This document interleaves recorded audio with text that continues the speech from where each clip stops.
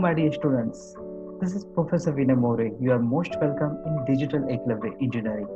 Guys, आज हम second module start कर रहे हैं, that is forecasting and planning techniques. Okay, जैसे कि हमने पहले डिस्कस किया था फर्स्ट वीडियो में. अगर आपने मेरा फर्स्ट वीडियो देखा होगा पीपीसी के ऊपर, तो वहाँ पे मैंने क्लियरली बोला इसका आइडियल वेटेज है 20 marks.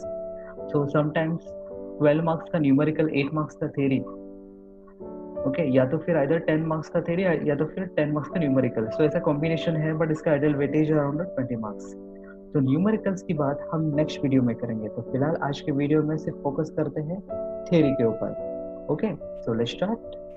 Guys, before starting this models, मैं आपके साथ एक एग्जांपल शेयर करना चाहता हूं, तो आपको बेटर तरीके से समझ में आएगा कि फोरकास्टिंग होता क्या है.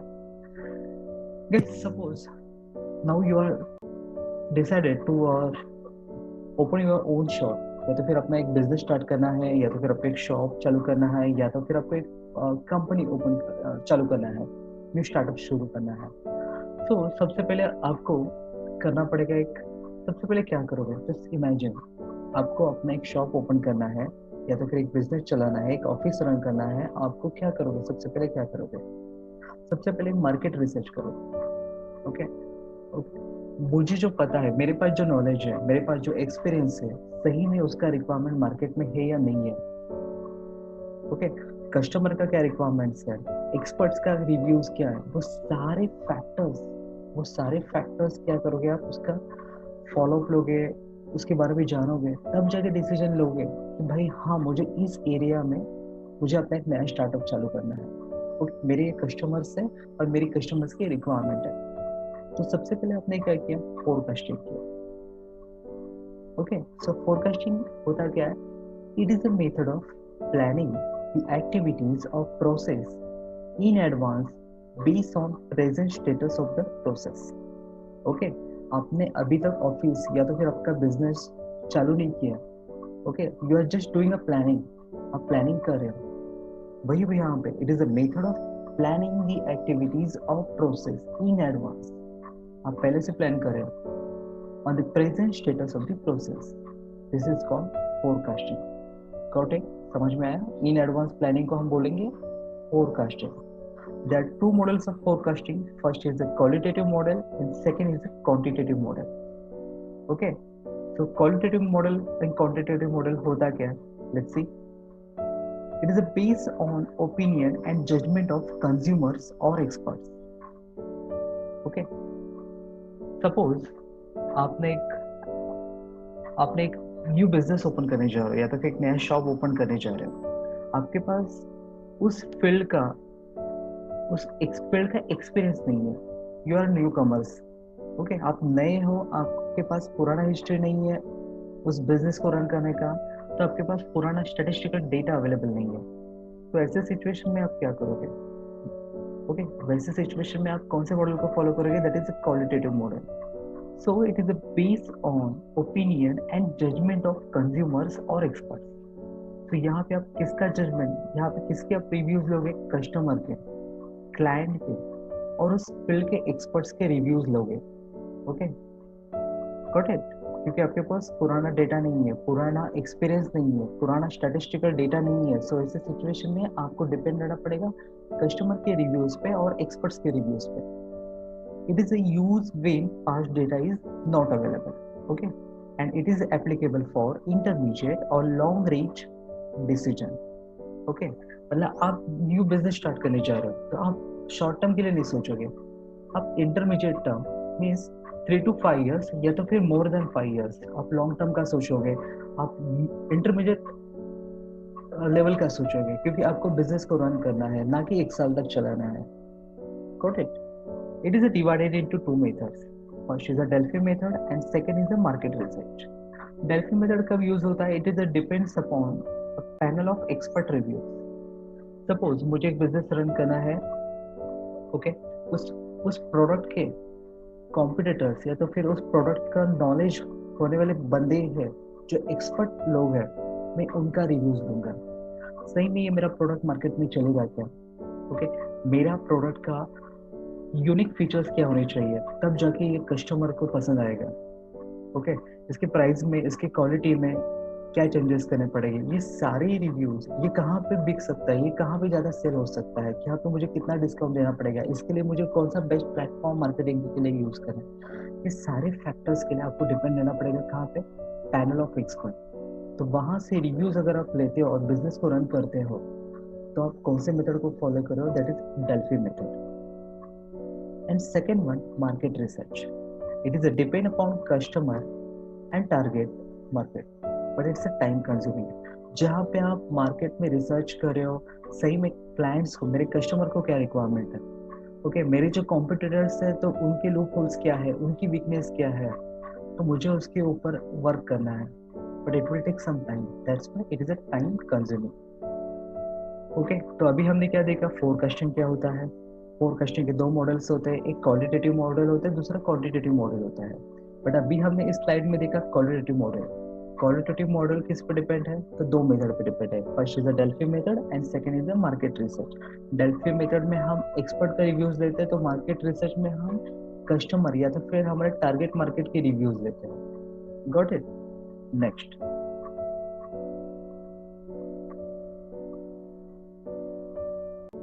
quantitative model. It is based on available past numerical statistical data. Okay, मतलब आप इस फील्ड में पिछले 2-3 साल से हो, मिनिमम 2 to 3 years से आप इस फील्ड में काम कर रहे हो, आपको पता है कि पुराने साल में क्या हुआ था, उसके पहले क्या हुआ था। सो आपको बेसिकली एक आइडिया है कि मतलब कौन सा सीजन होता है बेस्ट प्रोडक्ट को अगर मुझे लॉन्च करना है, तो आपको पुराना डेटा अवेलेबल है, आपको आपका मार्केट पता है, आपको आपके क्लाइंट्स के बारे में पता है, आपको सीजन में जो फ्लक्चुएशंस आते हैं डिमांड्स के बारे में सब कुछ आपको पता है। सो तभी आप फॉलो करोगे क्वांटिटेटिव मॉडल को। It is based on available past numerical statistical data. Okay, but ये कहाँ पे एप्लीकेबल होता है, it is for short intermediate decision. Okay, with in 1 year या तो फिर मोर देन 2 to 3 years, तो शॉर्ट टर्म एंड इंटरमीडिएट के लिए, क्योंकि आप इस ऑलरेडी इस फील्ड में आ चुके हो, 2 से 3 साल पुराने बंदे हो इस फील्ड के। ओके, अभी आपको डिसीजन लेना है तो आपको नेक्स्ट कमिंग ईयर्स के लिए या तो फिर नेक्स्ट 2 to 3 years के लिए अभी आपको डिसीजन लेना है, तो आप कौन से मॉडल को फॉलो करोगे, that is quantitative model. It is further it is divided into 4 methods. First is the moving average method, second is the weighted moving average method, third one is the exponential smoothing method and fourth one is the least square method. So आपको forecasting करना है। Forecasting होता क्या, suppose मैं पकड़ के चल रहा हूँ कि नेक्स्ट ईयर मुझे 1000 प्रोडक्ट्स की रिक्वायरमेंट लगेगी। ओके, तो जरूरी नहीं कि 1000, एक्चुअल डेटा देखने जाओ तो वहां पे मोर देन 1000 भी हो सकता है या तो फिर लेस देन 1000 भी सेल हो सकता है, वो डिपेंड करता है डिमांड कितना है। सो बट हमें पकड़ के चल रहा है कि हमारा फोरकास्टिंग इतना था, तो फोरकास्टिंग प्रेडिक्ट कैसे करता है, तो वो 4 मेथड से फॉलो करता है, एक moving average, weighted moving average, exponential smoothing and least square method. Guys इसी के ऊपर न्यूमेरिकल्स आते हैं, और यही जो न्यूमेरिकल्स काफी सिंपल न्यूमेरिकल्स है जो हमें 10 मार्क्स के लिए इम्पोर्टेंट है। आप इसको एंजॉय करोगे सीरियसली। ओके, तो क्वालिटेटिव क्वांटिटेटिव दोनों मॉडल समझ में आ गए।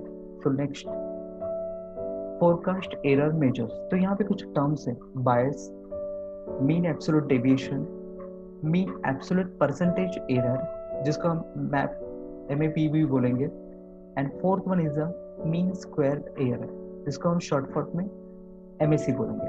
गाइस ये definition nobody will ask you, ये आपको समझना है। ओके, सो सबसे पहले इसका फॉर्मूलाज देखते हैं। एरर, एरर क्या है, that is ET, T indicates time period T, so T को फिलहाल भूल जाओ। Error is equal to A minus F, A means actual demand and F means forecasted। Okay, forecast कितना किया था, सो एक्चुअल माइनस फोरकास्ट, तो आपको क्या मिलेगा, एरर। Got it. हमेशा हम यही काम करेंगे, हम एक्चुअल से हम फोरकास्ट को माइनस करेंगे। तो बायस होता क्या है, बेसिकली हमने उस एरर को हमने ई बोला, capital E for error, that is actual minus forecasting. So bias होता क्या है, summation of all the errors, summation of all the errors divide by n, n means number of period, may be वो 1 month हो सकता है, 2 months हो सकता है, या तो फिर 1 year 2 year। ओके, तो वो n टाइम पीरियड को इंडिकेट करता है। Got it. तो अगर मैं सारे एरर्स का क्या करता हूँ, एडिशन करता हूँ, वो मे बी प्लस माइनस हो सकता है, डिवाइड बाय एन करता हूँ, then I will get bias. What about MAD mean average deviation is summation of error, mod of error.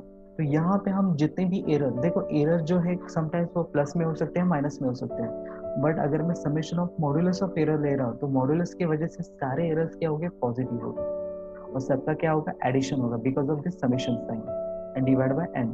तो ये समझ में आ रहा है, ये अलग क्यों है, बायस अलग क्यों है, मैड अलग क्यों है, क्योंकि मैड में हम मॉड्यूलस ले रहे हैं, सो सारे वैल्यूज पॉजिटिव आएंगे, और आपको समेशन ऑफ ई करने के बाद मुझे एक हायर वैल्यू मिलेगी।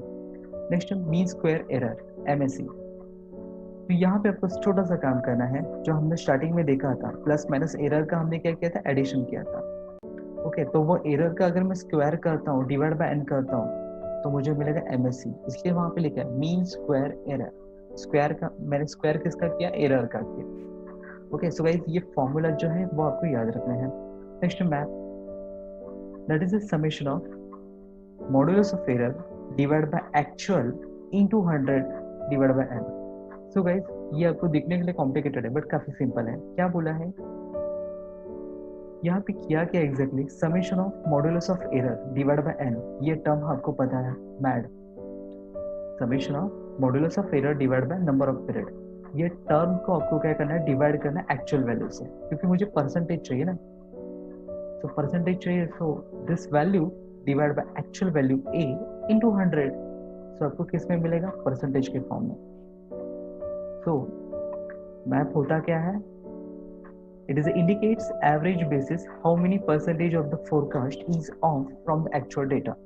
एक्चुअल डेटा से वो कितना दूर है या तो फिर कितना डेविएशन है वहां पे, तो परसेंटेज के फॉर्म में बोलते हैं। So mean absolute percentage error. Okay, तो सिंपल है, मैड को निकालो, डिवाइड बाय एक्चुअल ए करो, इनटू 100 करो, you will get percentage. Next है standard deviation, that is a sigma under root of square root of square root of MSC mean square error. तो guys ये formulas आपको याद रखने हैं। ओके, अभी फिलहाल आपको देखने के लिए डिफिकल्ट लग रहा है, पर जब आप न्यूमेरिकल्स देखोगे तो आपको डाया का खेल है। ओके, सो वापस से वही फॉर्मूलेज मैंने रिपीट किए हैं। Mad that is an absolute forecast error, mad summation of error divided by n and indicates number of periods of evaluation। तो लिखने का तरीका अलग अलग हो सकता है, बट आपको वही करना है। लेट्स सी, ये एग्जांपल दिया मैंने यहाँ पे, मंथ 1 2 3 4 5।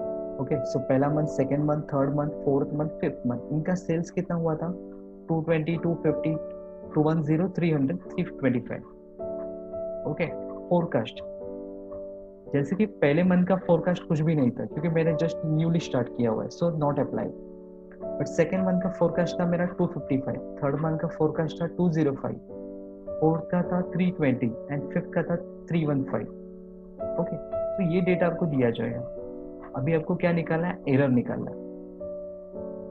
ओके, तो फर्स्ट ईयर का फोरकास्ट था ही नहीं, तो वो यहाँ पे नील आएगा। सेकंड का देखो, मैंने फोरकास्ट किया था 255, बट एक्चुअल में सेल कितना हुआ, 250, तो डिफरेंस कितने का आया। हम क्या करते हैं, ओके, हम एक्चुअल माइनस फोरकास्ट करते हैं। ओके, सो 250 माइनस 255, तो यहाँ पे -5 आना चाहिए।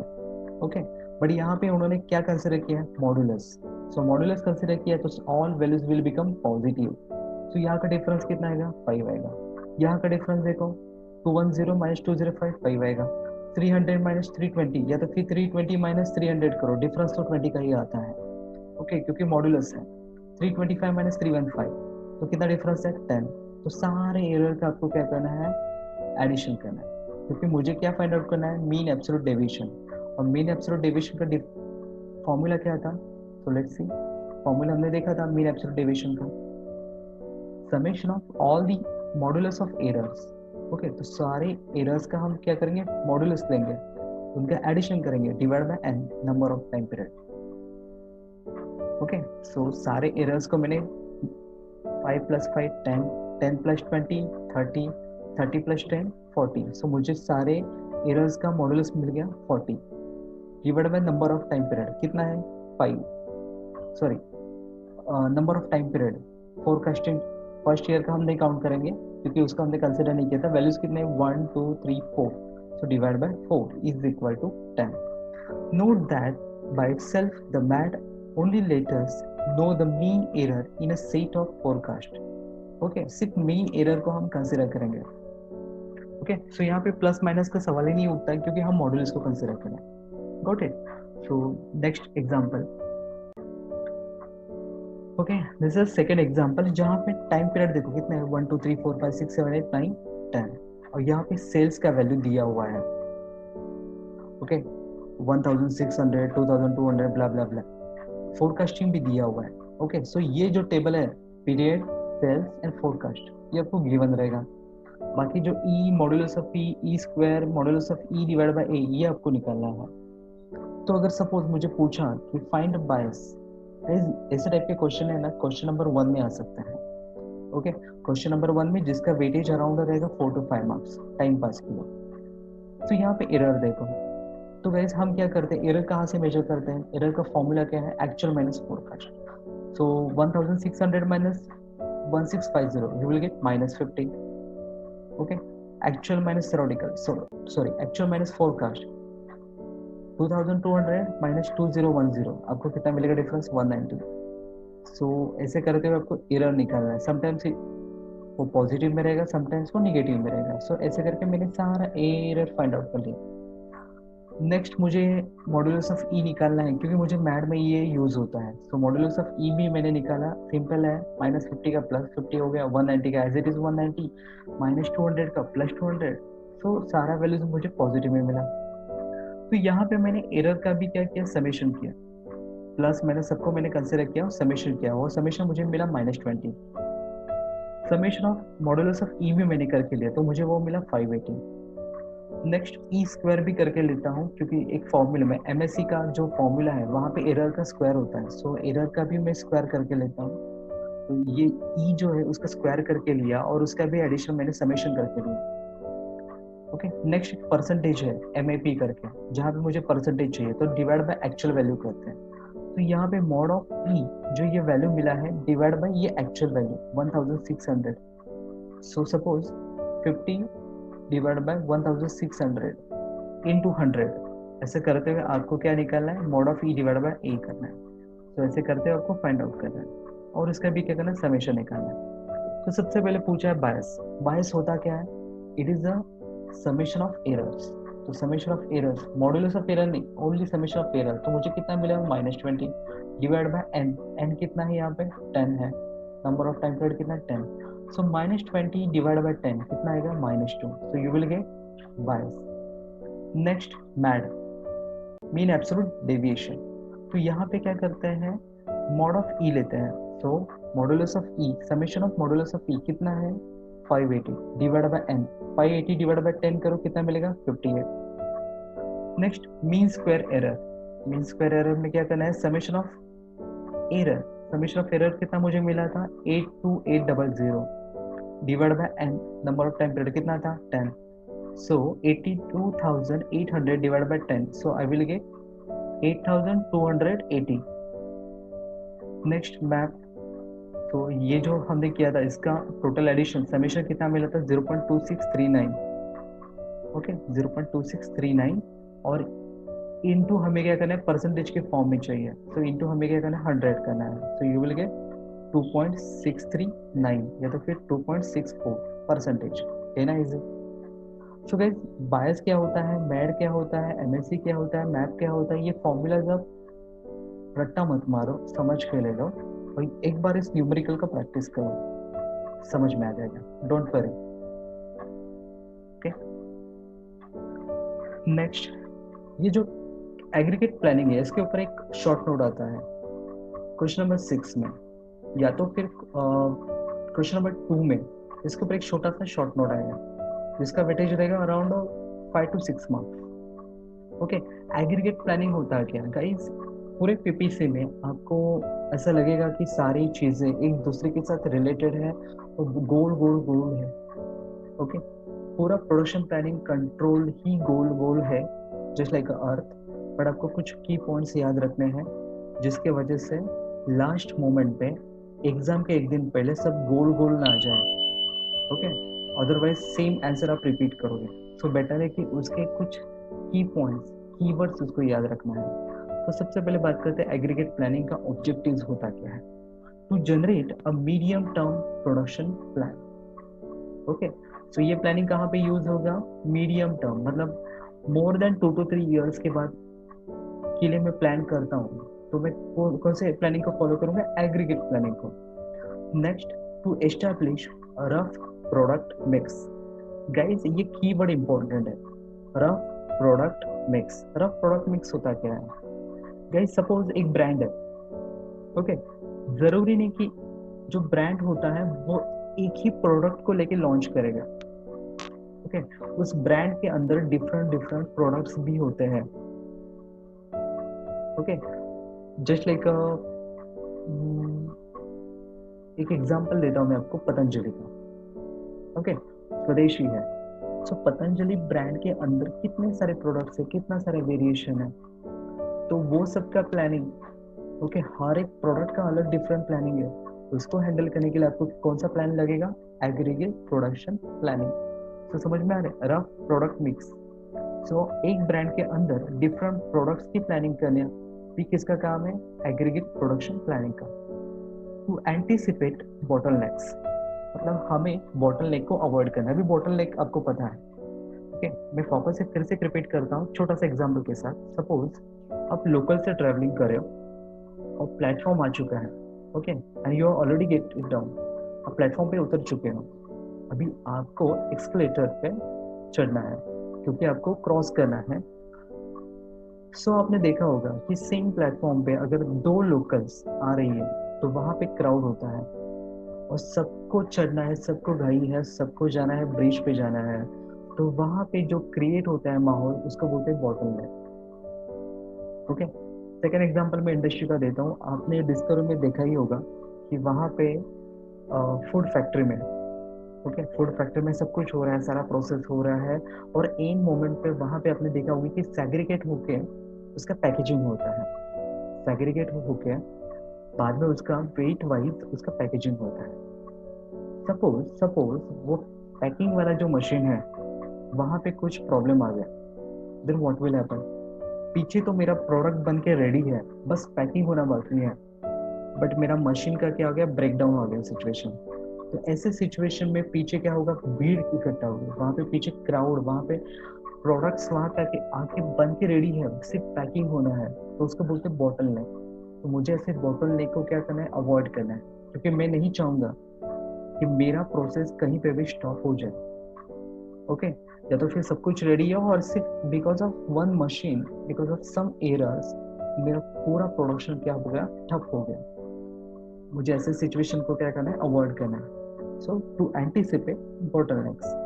नेक्स्ट है to align capacity and work force plans, okay. तो आपकी कैपेसिटी भी आइडेंटिफाई करना है, उसके अकॉर्डिंगली आपके वर्क फोर्स, आपका जो लेबर है उनके लिए प्लानिंग करनी है। वो सारी चीजें कहाँ पे आती है, एग्रीगेट प्रोडक्शन प्लानिंग में आती है। It is usually done for next 2 to 12 months, okay. मतलब 2 to 12 months के लिए अगर मैं प्रोडक्ट प्लानिंग करूंगा तो वो किस में आएगा, एग्रीगेट प्रोडक्शन प्लानिंग में आएगा। Demand changes over a period of time at a faster rate than the resources, okay. Demand क्या होती है, फास्टर रेट से चेंज होती है with respect to time, season wise वो चेंज होगा। Aggregate planning offers a strategy to absorb these fluctuations, okay. So इसका benefit क्या हमें कहाँ पे होता है, हम ऐसे स्ट्रेटेजी डिजाइन करते हैं जहाँ पे ये फ्लक्चुएशन है, समटाइम्स डिमांड काफी हाई होगी, समटाइम्स डिमांड काफी लो होगी। तो ऐसे सिचुएशन में अपना जो प्लानिंग में है इतना फ्लक्चुएशन, सॉरी इतनी फ्लेक्सिबिलिटी होनी चाहिए कि उसके अकॉर्डिंगली हम क्या कर सकते हैं, प्लान आउट कर सकते हैं। तो ये बेनिफिट किसका है, एग्रीगेट प्लानिंग का है। गॉट इट गाइस, ये सब कुछ पता ही होता है, आपको भी पता है, सिर्फ आपको क्या करना है, इसको पॉइंट वाइज लिखना है, कीवर्ड्स को याद रखो, जैसे कि rough product mix, medium term, bottle neck, capacity planning, 2 to 12 month, ये आप, ओके, एब्जॉर्ब द फ्लक्चुएशन, ये आपके लिए कीवर्ड्स हैं। फिर इसके ऊपर आपको क्या करना है, सेंटेंस बनाना है। Got it. Next, Guidelines for the aggregate plan. Determine the demand for each period. Okay सबसे पहले आपको क्या करना है, डिमांड को आइडेंटिफाई करना है for each period, season wise कितना डिमांड होगा उसको आइडेंटिफाई करना है, क्योंकि स्वेटर का डिमांड जो ठंडी के टाइम में ही होता है, छाते अम्ब्रेला का डिमांड वो सीजन वाइज बारिश के दिनों में ही होता है। सो आपको हर एक टाइम पीरियड का क्या करना है, डिमांड को आइडेंटिफाई करना है। Consider the company policies that may have impact. Okay so जो भी प्लानिंग करोगे उसमें आपके कंपनी की पॉलिसीज क्या है, उसके रूल्स क्या है, उसको भी ध्यान रखना है। Next, determine capacities for each period. Okay हर एक पीरियड का आपको कैपेसिटी फाइंड आउट करना है, जैसे कि रेगुलर टाइम कितना है आपके कंपनी का, आपके वर्कर्स का ओवर टाइम कितना है लिमिटेड। सपोज यहाँ पे अगर कुछ शॉर्टेज चालू है, कुछ वहाँ पे स्ट्राइक चालू है, ओके डिमांड काफ़ी हाई है, मुझे ओवर टाइम करवाना है बट मेरे पास इतने लेबर्स नहीं, तो ऐसे टाइम में आप कौन से सब कॉन्ट्रैक्टर की हेल्प लोगे। ओके तो सब कॉन्ट्रैक्टिंग ये फैक्टर भी वहाँ पे इम्पोर्टेंट है। तो ये सारी चीज़ों को आपको क्या करना है, कंसिडर करना है, तो आपको पता चलेगा आपका कैपेसिटी कितना है। Got it. Next, identify back order और inventory amount. Guys back order होता क्या है। ओके बैक ऑर्डर, सपोज आपने देखा होगा अमेजोन पे आपको एक फलाना फलाना चीज़ आपको क्या करना है, परचेस करना है। सो आप अमेजोन पे जा रहे हो, आपने एक मोबाइल का एक ये देखा ब्रांड सेलेक्ट किया, उसका एक मॉडल सेलेक्ट किया, बट अनफॉर्चुनेटली वो वहां पे क्या है, out of stock. Okay out of stock चल रहा है।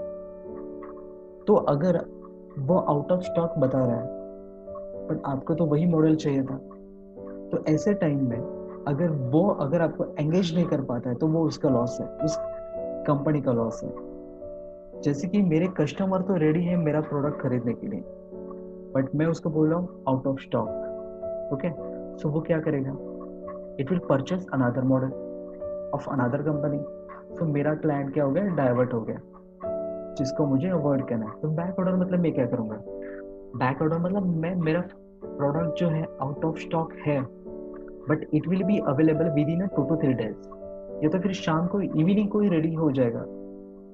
ओके जैसे इवनिंग को, या तो फिर with in next 2 to 3 days, या तो फिर इन फ्यूचर, बट जल्दी ही मेरे स्टॉक में आ जाएगा, ये मुझे पता है। सो मैं ऐसे सिचुएशन में क्या करूंगा, मेरे क्लाइंट को मैं डाइवर्ट नहीं होने दूंगा, मैं उसका ऑर्डर ले लूंगा। ओके बट उसको बोलूंगा कि डिलीवरी लेट हो सकता है बट आपको मिलेगा जरूर। तो इस ऑर्डर को बोलते हैं बैक ऑर्डर। और इन्वेंट्री अमाउंट, या तो फिर सपोज आपके पास एक्स्ट्रा एक्सेस अवेलेबल है तो आप क्या करोगे, उसको स्टोर करोगे, तो उसको बोलते हैं इन्वेंट्री। Got it. तो आपको वो बैक ऑर्डर भी देखना है, आपको इन्वेंट्री भी चेक करना है। Next, determine cost of operation. Okay उस प्रोसेस के लिए कितना खर्चा आ रहा है वो भी आइडेंटिफाई करना है। Continue through time horizon to calculate total cost. Okay so starting से लेके एंड तक, सो इसको बनाने के लिए कितना खर्चा आ रहा है, टोटल कॉस्ट भी आपको क्या करना है, कंसिडर करना है। Develop alternate plans and compute cost for each.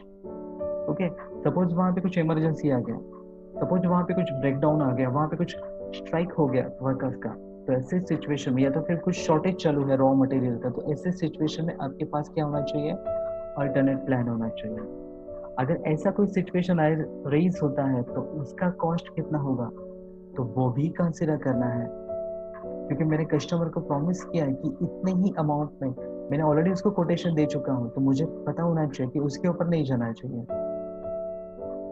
घाटे का सौदा नहीं करना है, हमें लॉस नहीं करना है कंपनी का। तो ये फैक्टर भी पकड़ के चलना है कि मैक्स टू मैक्स इतना कॉस्ट हो सकता है। Select the plan that meets the objectives.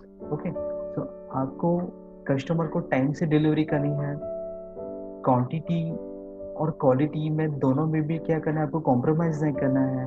आपकी कंपनी के जो भी ऑब्जेक्टिव्स हैं, जो भी टारगेट है वो आपको अचीव करना है। तो इसके लिए किसका हेल्प होगा, आपको एग्रीगेट प्लानिंग का।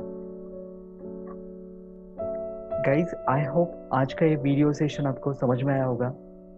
ओके अगर आपको ये वैल्यूएबल एंड वर्थ लगे देन प्लीज कमेंट बॉक्स में मुझे बताइए कि आपको आज ऐसा कौन सा पॉइंट था जो बुक में क्लियर नहीं हो रहा था, और आपको जो डाउट सॉल्व नहीं हो पा रहा था, बट इस वीडियो के वजह से आपका ये डाउट सॉल्व हो गया और वो जो पॉइंट था वो आपको बेटर तरीके से समझ में आ गया। देन प्लीज मुझे इन्फॉर्म कीजिए, क्योंकि आपका ही इनकरेजमेंट मुझे एक्साइट करेगा न्यू वीडियोस बनाने के लिए। ओके, और अगर आपको कुछ सजेशन भी है, अगर कुछ आपको डाउट्स भी है, तो भी कमेंट बॉक्स में मुझे कमेंट करके मुझे इन्फॉर्म कीजिए, कि तो मैं उसके ऊपर काम कर सकता हूँ। आपके सजेशन के ऊपर काम करूंगा तो मैं और भी ज्यादा इम्प्रूवमेंट कर सकता हूँ। Okay, so please comment box में मुझे कमेंट करके बताइए कि क्या आपको समझ में आया, क्या आपको डाउट्स है, क्या इम्प्रूवमेंट्स होने चाहिए, तो वो सारी चीजें शेयर करो। And one more thing, last reminder, कि अगर इस चैनल को, डिजिटल एकलव्य इंजीनियरिंग चैनल को, अगर अभी तक आपने सब्सक्राइब नहीं किया है, देन प्लीज सब्सक्राइब करो, बेल आइकन को प्रेस करो। और हमारा जो इंस्टाग्राम पे है डिजिटल एकलव्य इंजीनियरिंग में, हमारी जो वेबसाइट है, वेबसाइट पे हमने सारी वीडियोस, सारे नोट्स मैंने वहाँ पे फ्री ऑफ कॉस्ट अवेलेबल करके दिए हैं। इवन टेक्स्ट बुक के वीडियोस भी मैंने वहाँ पे कुछ शेयर किए हैं, तो उसका भी बेनिफिट आपको लेना है। सिर्फ आपको ही नहीं लेना है, तो वो सारे लिंक्स को आपको आपके फ्रेंड्स के साथ शेयर भी करना है। ओके, सो यहाँ पे सब कुछ फ्री ऑफ कॉस्ट हो रहा है। आपको एक सिंगल रुपीज भी आपको पे नहीं करना है, बस आपको डेडिकेशन से आपके घर पे बैठ के आपको स्टडी करना है। ओके, इतना तो आप पक्का कर सकते हो। Okay, have a nice day, goodbye, take care, bye bye.